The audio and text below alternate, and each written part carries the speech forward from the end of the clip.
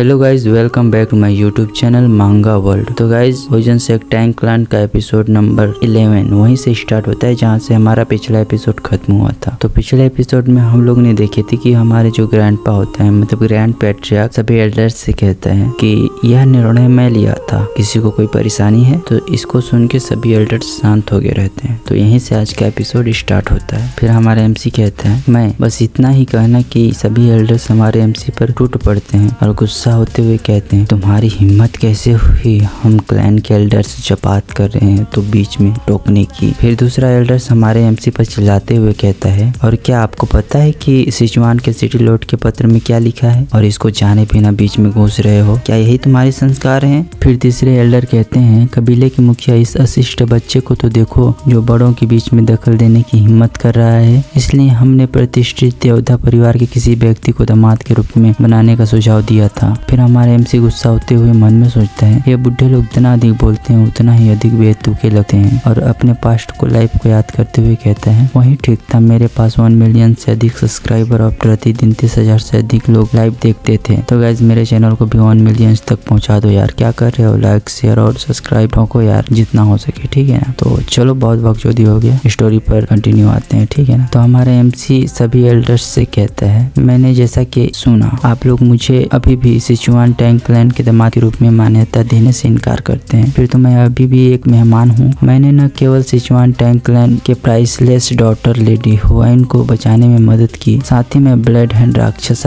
ताक उनियान को भी मारा है और पैट्रियार्क की लाइफ बचाया। क्या यही सिचुआन टैंक क्लैन का शिष्टाचार का हिस्सा है? अपने अतिथि और अपने उपकारकर्ता का उनके सामने अपमान करना। और मन में सोचता है, जिस प्रकार का द्वेष मैं यहाँ देख रहा हूँ और ट्रोलिंग की तुलना में कुछ भी नहीं है जिसका सामना एक स्ट्रीमर के रूप में मैंने किया है। जिसको सुन के सभी एल्डर्स शांत हो जाते हैं। फिर सम टाइम के बाद एक एल्डर्स कहता है, ये सही नहीं है, यह बिल्कुल भी सही नहीं है। हमने जल्दबाजी और हताशा में बोल दिया, इसके लिए हमें माफ करिएगा, ठीक है ना। फिर हमारा MC एक डेविल स्माइल के साथ कहता है, मुझसे पंगा, सबको झुकना पड़ेगा साला मेरे सामने। फिर ग्रैंड पैट्रियार्क कहते हैं, ओहो दामाद जी, मैं आप में कुछ तो बात है। तभी एक एल्डर्स कहता है, लेकिन ब्लड हैंड राक्षस ताक उनियान को इस बच्चे द्वारा हराया गया है। यह थोड़ा अजीब नहीं लगता? हम लोग कैसे माने कि ब्लड हैंड राक्षस मारा गया? तो पैट्रियार्क अपने क्लॉथ से एक बुक निकालते हुए कहते हैं, सोरियों के शब्दों में कोई झूठ नहीं है, यहाँ पर थोड़ा एक नजर तो डालें। फिर उस बुक को देखे एल्डर्स हाँफते हुए कहते हैं, यह नहीं हो सकता। फिर सभी एल्डर्स को दिखाया जाता है जो उस बुक को आंखें फाड़ फाड़ के देख रहे होते हैं। और तभी एक एल्डर कहता है, ब्लड हैंड पॉइजन टेक्निक, ये तो ब्लड हैंड पॉइजन टेक्निक का फॉरबिडन टेक्निक है। यह ब्लड से लिखा हुआ है, तो यह प्रमाणित होता है कि यह ब्लड समुदाय से संबंधित है। फिर पैट्रियार्क एक फनी वाला फेस बनाते हुए कहते हैं, सोरियों उन्हें जरा ब्लू स्पॉटेड सेंटीपीड तो जरा दिखाओ। तो हमारा MC कहता है, ओह मैं समझ गया फादर इन लॉ। फिर एक एल्डर शॉक में कहता है, ब्लू स्पॉटेड सेंटीपीड। फिर हमारे MC एक और इशारा करते हुए कहता है, एल्डर्स जरा इस तरफ तो थोड़ा नजर डालो। फिर 3 सेंटीपीड्स को दिखाया जाता है, जिसको देख के सभी एल्डर्स के गोटे मुंह में आ जाते हैं और शौक में कहते हैं, ये तो येलो ब्लू स्पॉटेड सेंटीपीड्स हैं। तो पैट्रियार्क कहते हैं, वे ब्लू स्पॉटेड सेंटीपीड्स की संतानें हैं, मेरा दामाद उसका पालन पोषण कर रहा है। क्या आप मुझ पर विश्वास करेंगे अगर मैं आपको बताऊं कि इन बच्चों ने ताक उनियान को काट काट के मार डाला? जिसको सुन के तो एल्डर्स के ठंडे पसीने आने लगते हैं और कहते हैं, ब्लू स्पॉटेड सेंटीपीड, क्या आप कह रहे हैं कि युवा योद्धा सोरियों ने ब्लू स्पॉटेड सेंटीपीड्स को नियंत्रित करने में कामयाबी हासिल की है? तो पैट्रियार्क एल्डर्स की फिरकी लेते हुए कहते हैं, चूंकि आप उसे दामाद मानने से इनकार कर रहे हैं तो मुझे लगता है कि हमें उसे युवा योद्धा सोरियों ही बुलाना चाहिए। फिर हमारा MC उनके थोड़ा मजे लेते हुए कहता है, यदि आप ऐसा करेंगे तो क्या पता मेरे सेंटीपीड्स आपको भी कभी काट लें और आपका भी काम वैसे ब्लड हैंड राक्षस ताक उनियान जैसा हो जाए, काले और बेजान। क्या आपको पता है? फिर सभी एल्डर्स घबराते हुए कहते हैं, अरे बेटा सोरियों, किसने कहा कि हम आपको स्वीकार नहीं करेंगे? फिर ग्रैंडपा को दिखाया जाता है जो एक लंबी सांस छोड़ते हुए कहते हैं, चलो ठीक है, ये दामाद वाला मसला तो फिलहाल के लिए एक तरफ रख देते हैं क्योंकि ये वाला सॉल्व हो गया। लेकिन वह 10,000 पॉइजन हॉल में प्रवेश क्यों नहीं कर सकता, ये प्रश्न सभी एल्डर्स से ग्रैंड पेट्रियार्क पूछते हैं। तो सभी एल्डर्स कहते हैं ऐसा इसलिए क्योंकि वो अभी भी पूरी तरह से टैंक क्लैन का मेंबर नहीं बन पाया है। और इसके अलावा हम 10,000 पॉइजन हॉल को एक युवा को कैसे सौंप सकते हैं जो अभी वयस्क भी नहीं हुआ है। तो ग्रैंड पेट्रियार्क कहते हैं हाँ, ये इसमें पॉइंट तो है। 10,000 पॉइजन हॉल जैसे इंपॉर्टेंट चीजों को हल्के में नहीं लिया जा सकता। फिर कुछ सोच के ग्रैंड पेट्रियार्क हमारे एमसी को कहते हैं सोरियों, क्या आप अपनी योग्यता प्रदर्शित कर सकते हैं। तो हमारे एमसी कहता है बिल्कुल, यह साबित करने के लिए कि मैं सिचुआन टैंक क्लैन के लिए योग्य हूँ। मैं यह काम सिचुआन के टैंक क्लैन के तरीके से ही करूंगा। फिर सभी एल्डर्स को जोर का झटका लगता है और सभी चिल्ला के कहते हैं पॉइजन का उपयोग करना, क्या आप पागल हो गए हैं। क्या आप कह रहे हैं कि आप सिचुआन सिटी के सिटी लॉर्ड को जहर दे देंगे। फिर डांटते हुए दूसरा एल्डर्स कहता है अरे बेवकूफ, बात उसे मारने का नहीं है, बात उसे दवा भेजने की है। तो पेट्रियार्क हमारे एमसी की ओर देख के कहते हैं आप क्या करने का प्रयास कर रहे हैं सोरियों। तो हमारे एमसी कहते हैं फिर सीन शिफ्ट करके नेक्स्ट डे का सीन दिखाया जाता है जहाँ पे हमारे एमसी को टेस्ट देना होता है। फिर ग्रैंड पेट्रियार्क हमारे एमसी को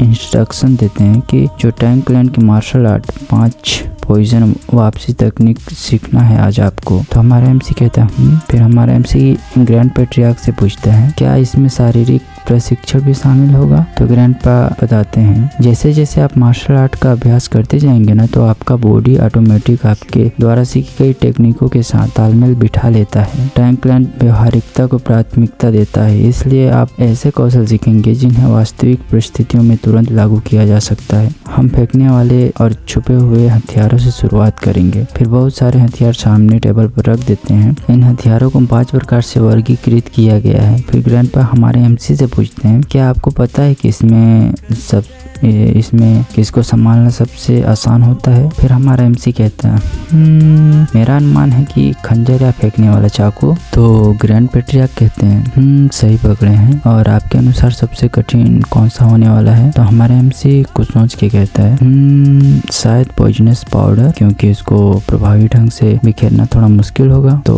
ग्रैंड पेट्रियार्क कहते हैं नहीं, सबसे कठिन है सुई। तो हमारा एमसी शौक में कहता है सुई क्या, इसलिए क्योंकि वो छोटी और पतली होती है इसलिए उसे फेंकना मुश्किल होता होगा। तो ग्रैंड पेट्रियार्क कहते हैं नहीं, ऐसा कुछ भी नहीं है, मैं आपको समझाने से अच्छा यह करके दिखा देता हूँ ताकि आपको समझने में आसानी हो। जिसके बाद एक ब्रश निकालते हैं जिसको देख के हमारा एमसी कहता है एक ब्रश, आप तो सुई ना निकालने वाले हैं। इसके बाद हमारे ग्रैंड पेट्रियार्क ब्रश के ऊपर वाले भाग को निकाल देते हैं, फिर सीधे आसमान के साइड फायर कर देते हैं। फिर आसमान में दिखाया जाता है जहाँ नीडलों की बारिश होने लगती है। फिर पता चलता है कि ये नीडल बालियों जैसा होता है जो सुइयों की भांति काम कर रहे होते हैं। फिर ग्रैंड पेट्रियार्क बताते हैं कि यह टैंक क्लैन की एक सीक्रेट टेक्निक है जिसमें सैकड़ों नीडल्स फूलों की भांति बारिश होने लगती है, पूरे क्षेत्र को ढक लेती है। तो हमारा एमसी घबराते हुए फिर कहते हैं कि क्या आप मुझे कह रहे हैं कि इन सुइयों को हर जगह फैला के और उस मैदान में लड़ना भी होगा। यदि संपूर्ण क्षेत्र में ऐसी सुइयां भरी रहेगी तो फाइट कैसे करेंगे, वहाँ हिलने डुलने के लिए तो जगह नहीं है। फिर ग्रैंड पेट्रियार्क कहते हैं बिल्कुल, इसीलिए तो आपको उसकी स्थिति याद रखनी चाहिए कि कौन सा नीडल्स कहाँ पे है ताकि आप आसानी से तकनीक का शिकार न बन पाए। फिर हमारे एमसी घबराते हुए कहता है इनक्रेडिबल। फिर ग्रैंड पेट्रियार्क कहते हैं पॉइजन वाले बॉडी के साथ आपको शुरुआत करने के लिए आपको कम से कम 100 आसन याद रखना पड़ेगा। जब हुआइन 10 विषयों वाले शरीर में पहुंची तो उससे लगभग 1000 विष याद आ गए। तो हमारा एमसी कहते हैं फिर हमारे एमसी बेडरूम में जाकर सीधे सो जाता है। फिर मॉर्निंग का सीन दिखाया जाता है जब हमारे एमसी बैठा होता है तभी वहाँ हुआइन आ जाती है और अपने कॉस्ट्यूम को दिखाते हुए कहती है सोरियों, क्या मैं सही से तैयार हुई हूँ। तो हमारे एमसी कहते हैं लेडी हुआइन ये क्या पहन के रखी हैं। तो हमारे एमसी उस कॉस्ट्यूम को देख के कहता है ये कॉस्ट्यूम क्यों। हमारी हुआइन कहती है मैंने सुना है कि आप एक हॉर्नेट हंटिंग पर जाने वाले हैं, इसलिए मैं यह तैयार होके आ गई। तो हमारे एमसी कहता है ओ क्या यह आवश्यक है? तो लेडी हुआइन कहती है, क्या आप हॉर्नेट को हल्के में ले रहे हैं? वो कितना खतरनाक होते हैं आपको नहीं पता क्या? अच्छा, आप क्या हॉर्नेट के आने का इंतजार करने की योजना बना रहे थे? तो हमारे एमसी कहता है, जब हम वहाँ पहुँचेंगे तो आप समझ जाएंगे कि हम लोग क्या करने वाले हैं। तो हुआइन कहती है, अच्छा ऐसा है क्या? फिर दोनों एक कॉस्ट्यूम पहन के हॉर्नेट हंटिंग पर निकल जाते हैं और जाते जाते हमारा एमसी हुआइन से पूछता है, लेडी हुआइन, क्या आप जानते हैं कि हॉर्नेट का घोंसला कहाँ हो सकता है? तो हुआइन कहती है, हाँ मुझे मिल गया है, यह पास में ही है। फिर हुआइन पत्र के बारे में पूछती हुई कहती है, सॉरियंग, सिचुआन सिटी लॉट के द्वारा भेजे गए पत्र के बारे में आपने देखा? तो हमारा एमसी कहता है, हाँ बिल्कुल। हुआइन कहती है, आप अभी जवान हैं, इसलिए मैं सोच रहा था कि शायद हो सकता है कि आप पत्र के विषय वस्तु को पूरी तरह से न समझ पाएं। बस इसी बात मुझे परेशान कर रही थी। तो सोरियम कहता है वो। फिर लेडी हुआइन कहती है, सोरियम अब चलो, बस जल्दी चलें। तो हमारे एमसी कहते हैं, हाँ बिल्कुल। फिर से शिफ्ट करके एक गुफा का सीन दिखाया जाता है। उसके पास हमारे एमसी और हुआइन को दिखाया जाता है, जो दोनों गुफा को देखते हुए कहते हैं, हाँ ऐसा लगता है कि यहाँ जिस चीज के लिए हम लोग आए हैं वो हो सकता है। जिसके बाद हमारे एमसी गुफा को झांकते हुए कहता है, वह विषैला कीड़ा जिसकी हमें तलाश है वह छोटे कमजोर छतों में पाया जाता है। एक विषैला कीड़ा जो छत्ते में रहता है, ऐसा लगता है कि सौभाग्य से इस छत्ते में वह हो सकता है जिसकी हमें तलाश है। फिर तेजी से एक हॉर्नेट अटैक करने के लिए आगे आता है, जिसको हमारे एमसी स्टिक से स्टाइलिश वे में पकड़ते हुए कहते हैं, ये इसे पकड़ लिया। फिर लेडी हुआइन कहती है, सोरियम, वह कीड़ा क्या यह हो सकता है? तो हमारे एमसी कहते हैं, हाँ हम यहाँ हॉर्नेट पकड़ने नहीं, इस किट को पकड़ने आए थे जिसकी हमें तलाश थी। तो गाइस आपको क्या लगता है, क्या इस किट के द्वारा सिटी लॉट के प्रॉब्लम सॉल्व हो सकता है? यह आपको नेक्स्ट एपिसोड में पता चल जाएगा। तो इसके लिए चैनल में जुड़ने के लिए चैनल को सब्सक्राइब कर लेना और बेल आइकन को भी ऑन कर लेना, ठीक है ना? और हाँ, पुराने मेंबर है तो भाई गाइस लाइक और शेयर करते जाओ, ठीक है ना? ठीक है दोस्तों, मिलते हैं फिर नेक्स्ट वीडियो में। Thanks for watching.